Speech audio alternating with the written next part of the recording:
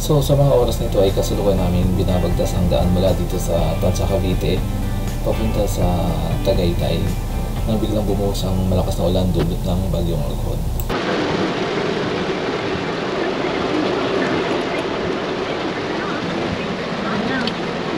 Sarap ng ganito.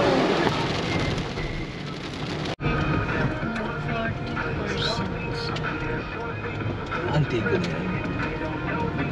Kainan din yata yun. Antik siya. Pinali may kotse.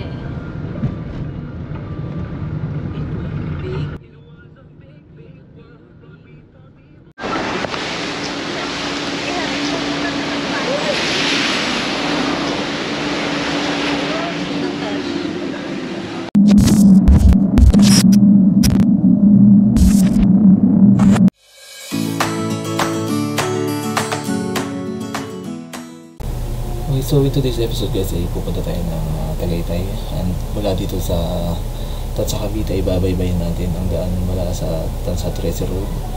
At bagamat medyo maulan sa labas, kung nakikita nyo sa video na to, kasagsagang rumaragas ang bagyong Alkhon. So sa ngayon alam ko nandito na siya sa area, yung pinakang center niya, and hopefully ay okay naman ang ating biyahe hanggang sa parin tayo ng Tagaytay.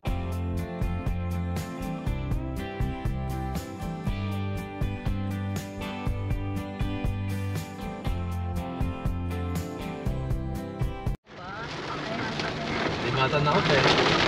Na-off ko kanina. Anong daan na to? Tansa 13.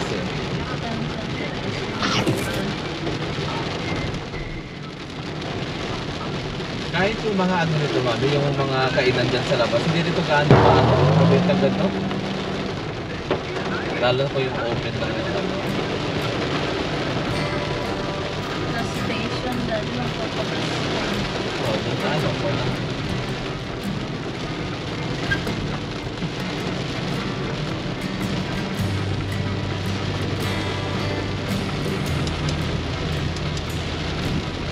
Saan na mga 1 minute lang. Basta mo naman.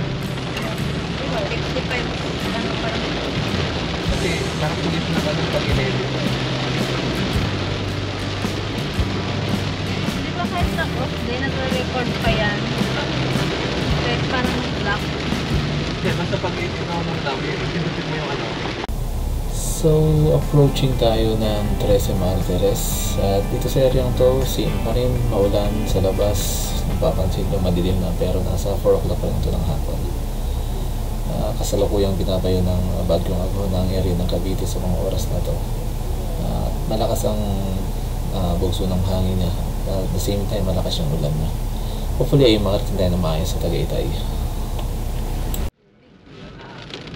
Sabi ko 13 Martires na.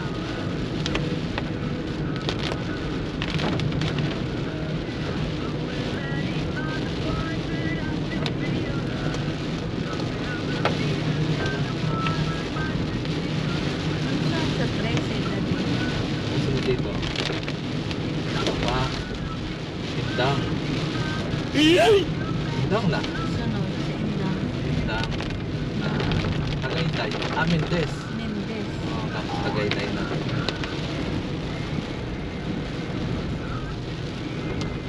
Kahit na off, di ba nagre-record pa Oo, siya? basta nakapula pa. Oo, napupula. Ay, script. Yung screen lang. Tatap mo lang. Kaso, nalay ka pala nito.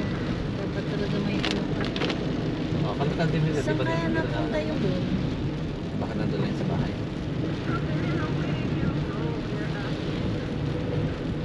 Saan ko ba nakita yun? Parang nakita ko yun eh.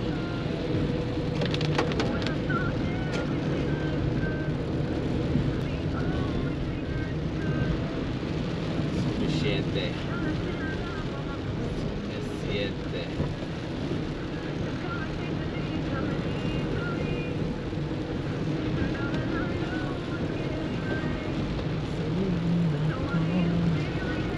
May ano rito, video.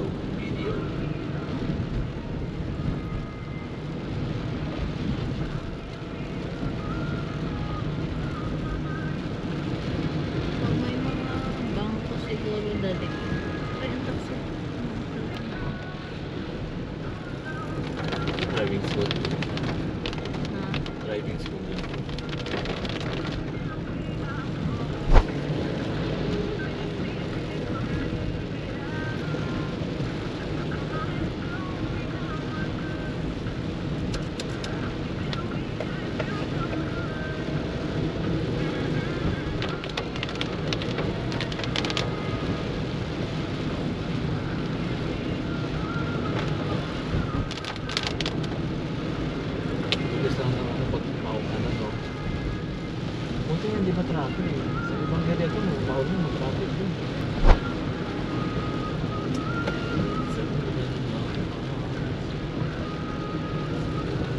Okay na tayo, kamera rin.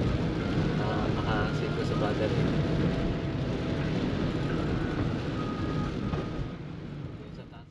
So sa kasalukuyan ay approaching na tayo ng Governors Drive at ganun pa rin, walan pa rin. At sa tingin ko hanggang sa makarating tayo ng Cavite sa mga oras na ito ay ganito pa rin ang panahon. So almost magta 24 hours or 24 hours na umuulan simula nung puman yung bagyong Aghon, tumama sa Kalupaan. Ayun mismo. Tawid. Ano ba tayo? Diretso tayo, di ba? Hindi tayo pupunta sa gilid.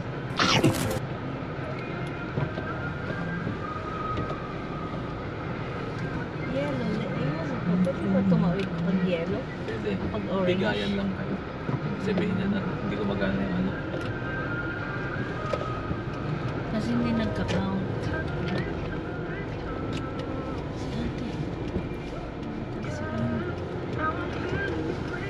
Pwede ba dito? Mag-hazard? Siguro dyan. Straighten mo. Straighten ko na lang ito.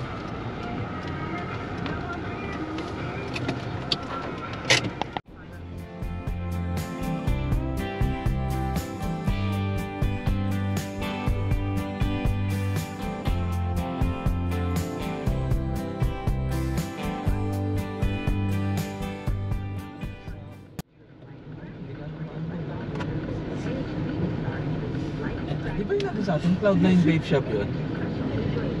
Wala na. Ayun, meron dito. Wala, hindi rin umubra yung ano doon. Uy, itagtid na laro to ate, no? Aksidente pa ako sa kinagawa. Oo. Oh, simula nung after ng accident to, umalis na. Sinarado na yung ano. Yung vape shop. Oh, yung vape shop. Naka-for rent na eh.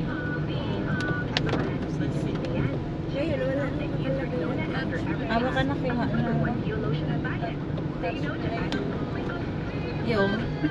Di ba may dito parang okay baga to ate. Okay no. Tapos ingat, sari-sari ingat para payami tapos Meron na ate. Nakapesto. sarado rin si Big Bro. Tapos nagsara. Oo. Tapos nag-close.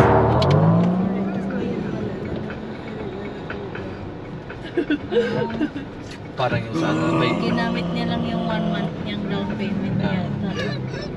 parang yung sa ano mami, yung sa tawag dito, yung sa kulay pa lang yung tindahan. Isang gift 199. Di. Inocencio. Akala ko sisigaw ka na kita.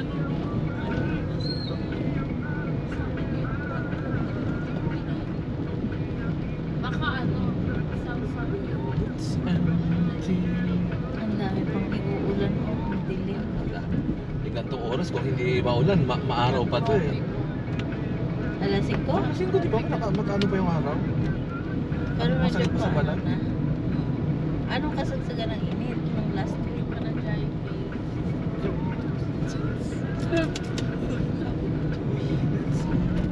Dito marami pa yung mga ano na rin dito sa 13, mga ilog na maliliit. Ano yung tubig lang? Tapos, nag-snap na isang pabayla.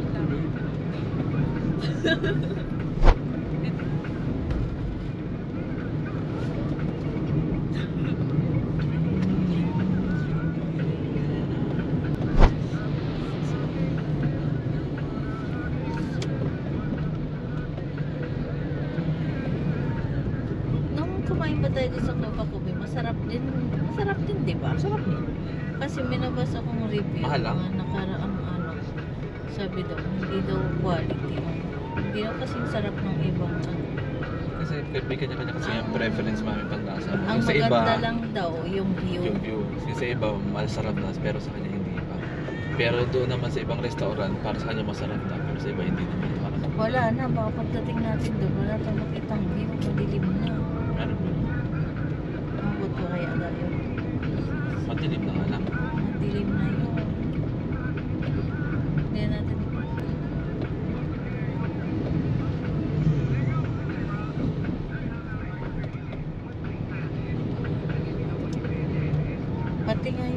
kita dun eh, yung may Ferris wheel. Yung sa ano, anong tawag doon? Yung pinuntahan, Sky Ranch. Tawid si Kuya. Wala na, maglalag pa sana. Lalo meron. Hindi siya nag-ano.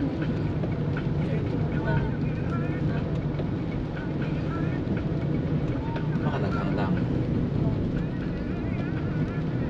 May pinitiiplit pala dito.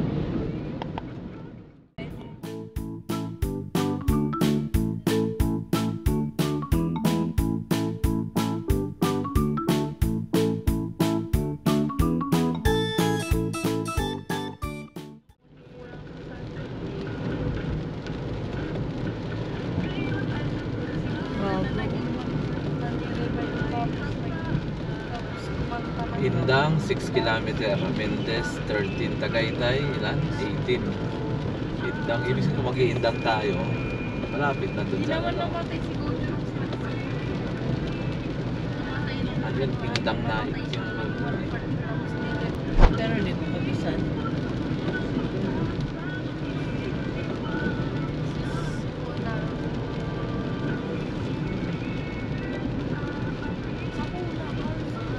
walang buhit dito. Kakanaburan na.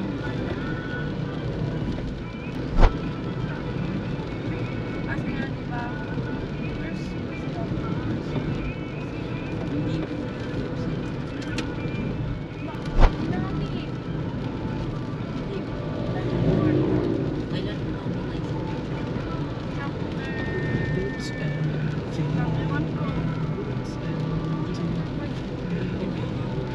Spoilers lang yung na basta sa mga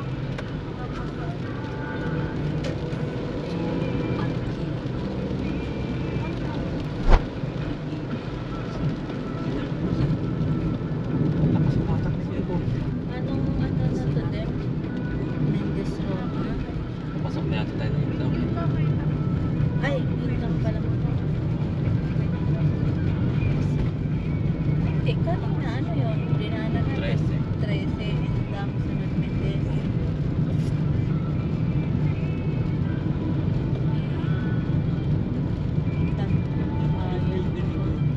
ano yun, naiinit niya ako. Noon, patay na ba talaga si patay siya?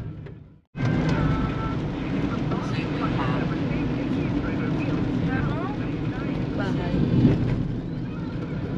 Sinubara? May ay, si ano, Manito.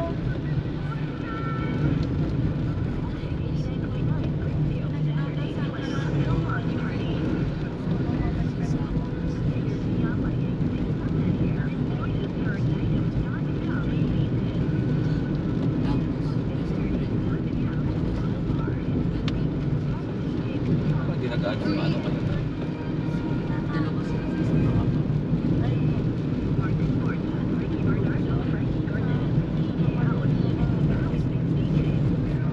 Ulit din tumaputok siya.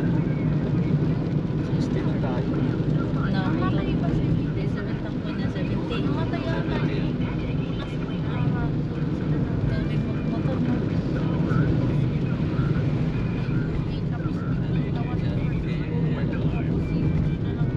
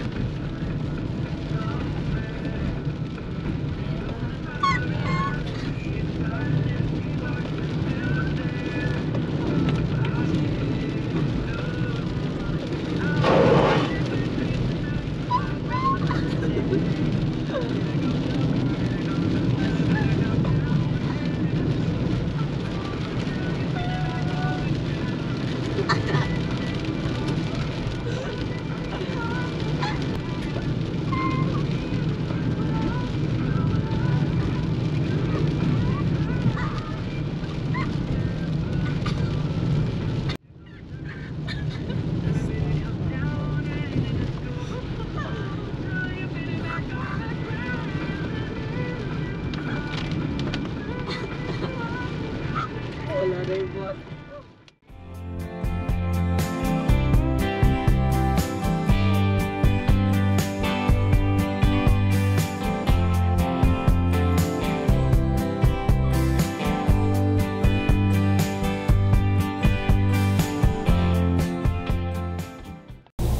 sa kasalukuyan guys ay malapit na tayo sa Tagaytay at almost siguro mga less than 30 minutes na lang ay makakarating na tayo dun sa destination natin.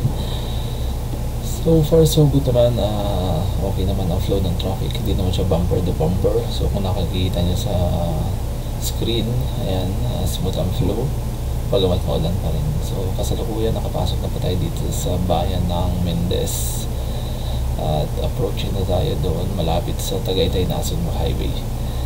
So samahan nyo kami guys na puntahan natin yung isa sa mga sikat na dinarayo rito, ang Bulalo Capital, which is yung Copa Coffee. At the same time siguro kain na tayo ng konti, snacks, dinner, tapos siguro buwi na rin since malakas yung ulan ngayon. Kailangan natin makabalik ng maga hopefully, pero sa tingin ko is hindi na kasi abuti na tayo ng gabi. Currently ang oras sa mga oras na is nasa 5 o'clock na ito ng hapon. I think lagpas na nga 5:30, something like that.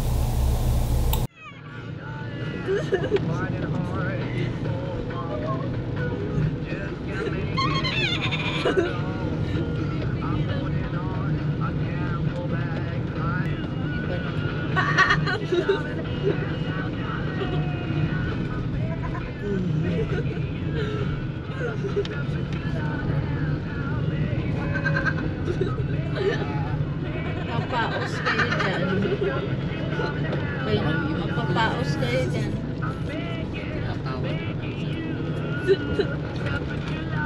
Bawal daw, no guns. Parang baril. No right turn pala. Kala ko daw.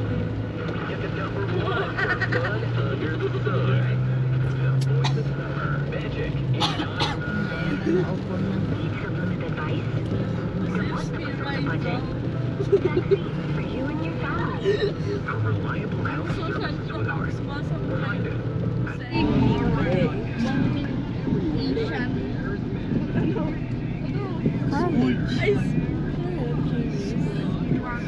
Chinese school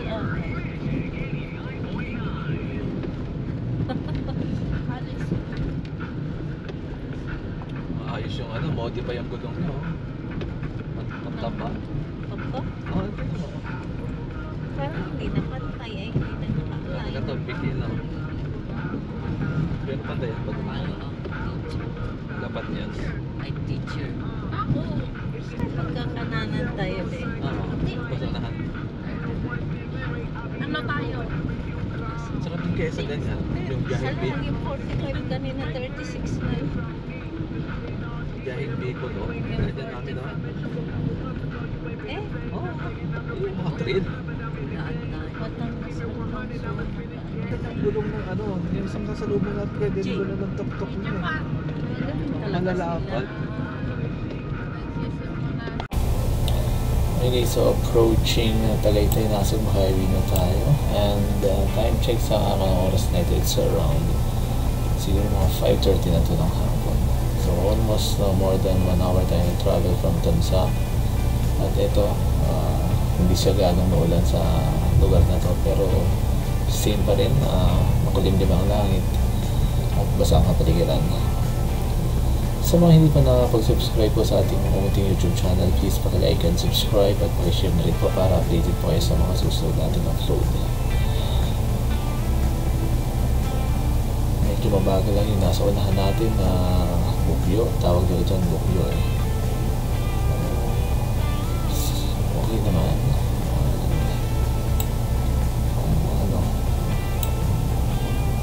Maliwanag pa bago tayo makarating. Anyway, malapit tayong galing dito, almost 5 minutes or less than nasa Copa Coffee na tayo. Ayan, makikita nyo doon sa signboard. Actually, maraming nag-rides dito sa area to. Dito sila dumadaan. So kung galing ka ng Tansa Trece Martires, babay-babay mo hanggang sa makarating ka ng Indang. Ayan, tapos ka ng Mendez. Yung iba naman nag-Amadeo Baya, Pangit Road. Ayan, so kung napapansin sa area nito, mahamog siya. So, hindi ka siya na mataas tong lugar na to at malamig. Especially lalo na pag Pasko or New Year for sure. Ay talagang malamig dito sa Tagaytay. This is typical ng weather yun. Unahan lang natin itong buyan na to at tumigil siya. May inaantay o mayroon siyang pinagawang pasahero. So sa area to, ayan, okay naman so far, okay naman ang traffic. Hindi natin yung mga itong poste, hindi ko lalo kung flyover ito or ano. Pero ongoing pa rin yung construction. Ayan, mahamog. At sa kaliwa naman is medyo bumper to bumper yung traffic. Yan yung pabalik papunta dun sa may Olivares or yung Tagaytay Rotonda. Itong way natin ito, itong way na binabaybay natin, ito yung Tagaytay Nasugbu Highway. So pag diniretso natin ito, ang labas natin ay Nasugbu. Yan, kung pupunta ka doon, pupunta ka doon dito ang best way yan kung nandito ka sa Tagaytay. Okay, so sa mga hindi pa nakakapag-subscribe mo dito, paki-like and share ang ating munting channel para updated po kayo sa mga susunod natin upload. Maraming salamat sa Biyahero TV mula po dito sa Tagaytay City.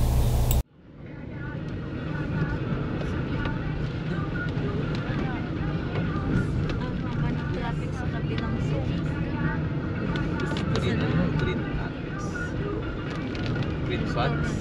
Ano ulit? Wait lang, wait lang. Dito na. Let's do it. Ito na yun. Yes, yo. Paano ka traffic? Okay, sobra. Ayun. Eh, dito ka na mag-return. Nasa si Transformer, ayun si Nandit pero Mag-return ka dun sa sabi ba yung anti-wabo? So dito guys ay hindi ka agad ako nakapag left turn doon sa may Copa Coffee because wala pang available na parking space. So ang ginawa ko dito is dumiretso pa at naghanap ng U-turn slot pabalik ng Copa Coffee. Yan. So ito, pabalik na tayo nito. At meron namang nag-assist sa atin and fairness doon sa mga stop ng Copa Coffee lalo na kay Manong Gord. Napaka-ano niya, generous niya. At talaga in-assist na tayo makapasok. So ayan siya, yung sikat na Bulalo Capital dito sa Tagaytay. Actually maraming dumarayo dyan. Nung pagpunta namin dito sa area to, meron dito kami nakasabayan, parang kung hindi ako nagkakamali, Pampanga pa yung pinanggalingan. Ayan, yung ACLC of Apalit. Yan. Yan guys, so dito tayo sa Copa Coffee dito sa Tagaytay Nasugbu Highway. And thank you Lord, let's save tayo nakarating. And